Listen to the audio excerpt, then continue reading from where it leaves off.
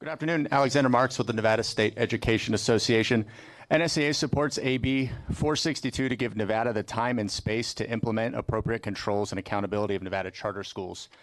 Charter schools were initially promoted by educators who sought to innovate within the local public school system to better meet the needs of their students. But over the last 22 years, charters have grown dramatically to include large numbers of charters that are privately managed, largely unaccountable, and not transparent as to their operations or performance. Too frequently, charters are operated expressly for profit or are not nominally nonprofit, but managed by for-profit entities. These charters have devolved far from the original concept, developed in part by people affiliated with the National Education Association as incubators of innovation. Most importantly, the growth of charters has undermined local public schools and communities without producing any overall increase in student learning or growth. It's important to note that most recent studies have shown that public schools outperform charters on average, and public schools educate every student, including English learners, students in poverty, and students with individualized education plans. While they are prohibited from discrimination, charter schools serve far fewer students with disabilities. It's imperative that we have a moratorium or pause, as the chair likes to say, on charter schools. When asked why the Public Charter School Authority was approving new charter school applications when they couldn't properly regulate those schools, the response was that they had no legal authority to deny applications. AB 462 will provide the state with that legal authority as well as the time and space needed to implement appropriate controls and accountability for charter schools. We are long past the time for the legislature to assert strong controls of Nevada charter schools, including joining 21 other states in capping charter school expansion.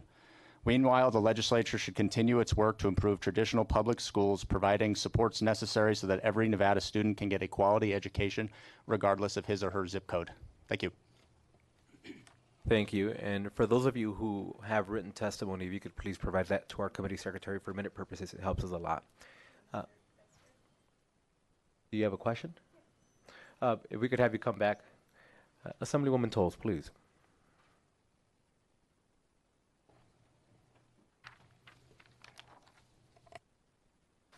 Hi, thank you. Thank you, Mr. Vice Chair. And I have a few different reports in front of me talking about the growth and the performance, and I'm sure we're going to hear that from charter school advocates in terms of the number of 3, 4, and 5-star schools and the increase of students and free and reduced lunch that they're serving, as well as how they've been increasing in bringing in students with IEPs and English language learners. So I'll be curious to look at your written statement because it didn't seem to connect with some of the other evidence that I'm seeing from the Gwynn Center and others, showing that there's actually been quite a bit of increase in performance and student outcomes and in serving populations. Alexander Marks for the record. My colleague will be going over the Gwynn report as well, but I think when you account for the demographic increase, they actually will produce no different results or if slightly better in the public schools, but I don't want to step on my colleague's testimony, so thank you very much. Great. Thank you. Please. Mr. Chair, members of the committee, Ruben Murillo, President of the Nevada State Education Association. I'd like to recognize that the charter school community has recognized or acknowledged that there are problems with the charter school system as it currently exists. If you just pick up the newspaper, if you read what the challenges are from the Charter School Authority and their ability to police their own charter schools, you have to admit there's a problem here. And if you can't understand that there's a problem here, then we all have a problem in terms of making sure that all students who attend charter schools have the best quality charter school experience possible. So I'm a realist. I know that charter schools are not going to go anywhere. Nowhere in this legislation, and I'm a little surprised at the opposition to pausing, to fixing a system that is broken so that every charter school student has the same opportunity as those successful schools. Now, in public schools, traditional public schools and charter schools, you're going to have 4 and 5-star schools, and then you're going to have other schools that are 1, 2, and 3-star schools. One of the differences is that in traditional public schools, those 1, 2, and 3-star schools could be taken over, moved into an achievement school district, or moved into turnaround schools. And you can't really then take a look at addressing those problems of the charter schools that aren't performing well because the Charter School Authority doesn't seem to have the power to fix what is broken. Let me give you an example. Last year, the Silver State Schools Charter School in Carson City reached out to NSCA. Their teachers wanted to join the union. They wanted help because they were frustrated, the parents were frustrated with the leadership at Silver State Schools Charter School. The principal, and this is the thing that we asked the Charter School Authority to help fix, and they couldn't because they didn't have the authority, was to replace the School Board of Trustees, which is appointed by the principal, who's not going to challenge the principal in terms of what needs to be changed or what's wrong, because the teachers in that school were punished. The teachers were punished because they were moved from grade level to different grade levels in the middle of a school year, or they were made counselors or taken out of a PE I'm going to classroom. have to cut you off. We're right at the 2-minute mark. Thank you. Thank you. But if you have any additional written remarks, if you Been could submitted. please. Thank you. And we do have a question for you, so if there's an additional, you may be able to get a few extra seconds in there Looking forward to in it. your response to that. Assemblywoman Hanson, please. Thank you, Vice Chair Flores. And I wanted to clarify a little bit here. Perceiving opposition, perhaps, on this side of the dais from some of us. But I think Chair Thompson illustrates a great point. We don't want to pit public schools and public charters against each other. And when we get into talking about performance, it gets dicey because we get inflammatory statements from the NSCA about charters, but yet it's we're concerned about the 65% remediation rate of Clark County school students who are graduating when they go on to college. So I think everybody in this room would admit we got a performance problem in the state, public school, maybe public charters as well. And that while we're not looking to pit each other against each other, we're hoping that we'll all be honest with the performance and let's address it. So if this bill is to address performance of charters, then so be it. But we also need to address the performance of public schools that aren't charter and be honest and open in that discussion and not hold charters to a different standard than public school. So I really am open to lots of conversation. I'm a supporter of public schools, charter and elsewise. So I want you to know I'm open to learning, to being corrected, but I hope we cannot be inflammatory in our discussions that it puts us in a pitting one against another. We both have to own that there's some lacking here. Right. Ruben Murillo, for the record, I believe, absolutely, and I believe that charter schools and public schools should be held to the same standards and to the same accountability. And please trust, we have been critical of public schools, especially those schools that are underperforming and that are not addressing the needs of our students. NSCA and NEA has a position, multiple positions, of making sure that the best teachers are there, the resources are needed for whether it's traditional public schools, and I'm up here saying the same thing for charter schools. I was just answering a question that the Assemblywoman Hardy kind of tried to address, and I'm not going to take anything away from Assemblywoman Thompson in terms of what the original purpose of this is. I guess I'll say it again, I'm not sure exactly what, if I wanted to attack charter schools, to be honest with you, we would be pushing a caps on charter school bills, but we're not, because charter schools are here. And we want to make sure that those students who are successful, who are in struggling schools, whether they're public, traditional public, or charter schools, have the resources necessary, the qualified teachers necessary to make sure that both sets of students are successful. So let me make myself very clear. I'm a supporter of getting students, whether they're in traditional public, whether they're in private schools, whether they're in charter schools, the best education possible in Nevada. Thank you. Thank you. Welcome. Thank you. Nathan Anderson, President of the Washoe Education Association in the Reno-Sparks area. And beforehand, I just want to preface this is that I realize that there are some charter schools that are outstanding. Right now, I was able to wave across the room to my friend Lee Boudreau, who's the principal at ACE. And that is an awesome charter school, and it offers different programs. And so, again, I want to make sure that's clear. There is an acknowledgement that charter schools are important in many areas of our education career. But I want to ask for support, in particular for the Assembly Bill 462 for number 2, the amendment that has to do with the actually going in and doing those evaluations of the charter schools. just as public schools are done. The traditional public schools are also done through accreditation purposes. I can go into a personal story that has to do with a charter school that's, the charter was held by the local school district that I'm from. It took almost 3 years for everything to really come out to play, based upon whatever reason that was.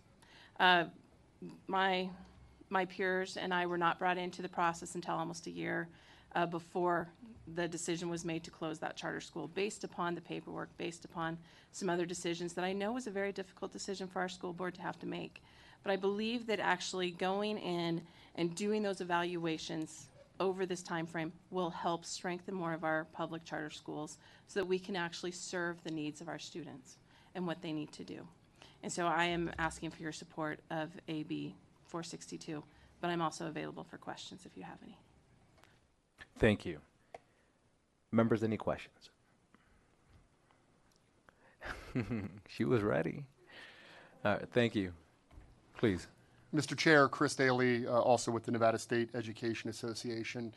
So we often hear about, charters as a public school option, but I think that we need to appreciate that the reality is a little bit complex. Charters certainly are publicly funded and should be publicly accountable. Unfortunately, as we've heard in several hearings in the interim and during this session, charters in Nevada have largely not been held accountable. And without this accountability, charters have dramatically grown into a school system that, let's be honest, is separate and unequal.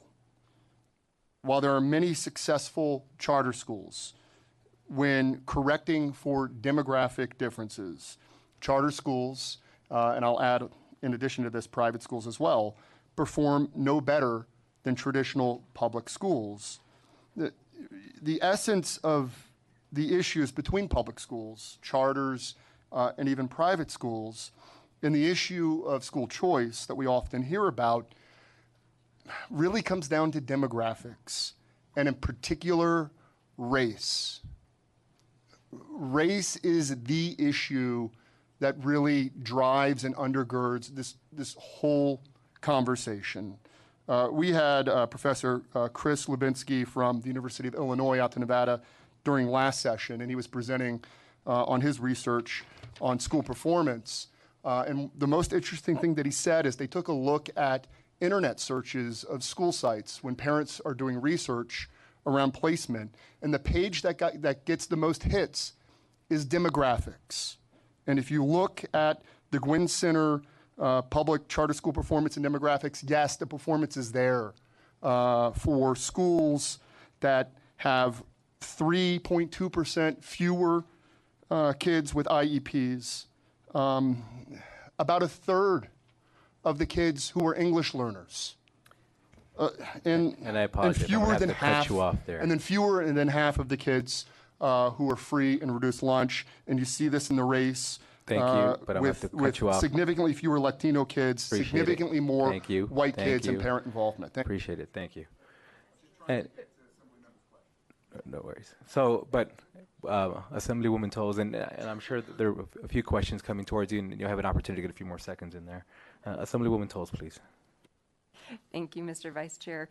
Phone a friend so we can keep the conversation going so you can, I'm trying to give you a chance to be able to finish because I think you're bringing up some great statistics and absolutely appreciate, especially when it comes to really meeting the needs of ELL students and students with IEPs. And as I look at the demographics, they're actually pretty close, except for particularly in that ELL category, and then the FRL, you're right, there's half, but it's improving from what I understand in a lot of the schools. So specifically, my question is, my understanding is that charter schools don't get any additional funding. We're having a lot of conversations about funding formulas and so forth for students with IEPs and ELLs, and I'm just wondering if maybe the answer to this discussion is how we could have a conversation as a body to be able to provide more resources, and if that would possibly lead to higher population inclusion, so that I think it's pretty amazing they're doing so well considering they don't get those extra resources for those specific populations. Through the Please. chair, to Assemblymember Tolles, Chris Daly, Nevada State Education Association, you are blessed with a couple of active classroom teachers on your committee who I know can speak significantly better to this issue than I can as someone who is around some classrooms but is not a classroom teacher. The resources necessary if you have a class that has 8 students with IEPs versus 5 students with IEPs, that is a significant difference. If you have a quarter or a third, a quarter or a fifth of your kids who are English learners versus just a couple who are English learners, this is a big difference. And I think that your question around resources, I think we see some of that in the new Nevada plan conversation that's happening. But I would agree that we're not there yet in terms of effectively addressing the issues from the outreach to communities, where schools, charter schools are placed in terms of what communities, how students can access those schools, and then to your point, the resources that may or may not be in those schools, which I think speaks to merits in Assemblymember Thompson's proposal in AB 462 to give us the time to consider all those very complicated and real educational issues, or where we have a very clear and painful disparity between traditional public schools and public charter schools. And I think that 2-year timeout or break, or I'm not sure what the pause that the chairman was talking about, could give the interim the opportunity to address all of those issues, because I think there's a whole number of factors as to why you see these demographic differences between traditional public schools and charter schools. Thank you so much. Just a short response. I just want to point out that I appreciate that we both very much agree that this is about every single student and just really caring about their, on that point, we care very much about making sure every single student gets support, and I appreciate us continuing to have that conversation, even if there's different ways we go about it in regards to the pause or not. I think it's important for us to be able to say that we care about students really getting the support they need so that they are performing well, and there's a lot of different avenues to do that. So I just want to make sure it's clear that we have a passion for that same thing. Thank you.